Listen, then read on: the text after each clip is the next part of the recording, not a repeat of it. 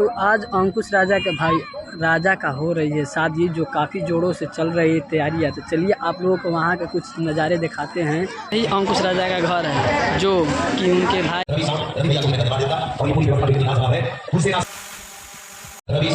रवि भैया को भी मैं धन्यवाद देता और ये पूरी व्यवस्था जो इतनी लाजवाब है। तुझसे ना सुलझे तेरे उलझे हुए धंधे, तुझसे ना सुलझे तेरे उलझे हुए धंधे, तो भगवान के हिसाब पर छोड़ दे धंधे।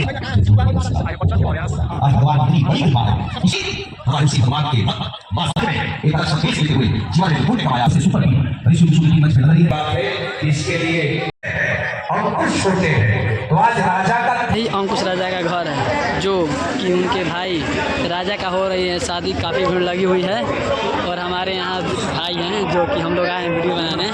देखिए अभी काफ़ी भीड़ लगी हुई है और लोग अंदर जाने नहीं दे रहे हैं, क्योंकि देखिए यही घर देख सकते हैं आप, काफ़ी अच्छा है लेकिन लोग जाने नहीं दे रहे हैं अंदर।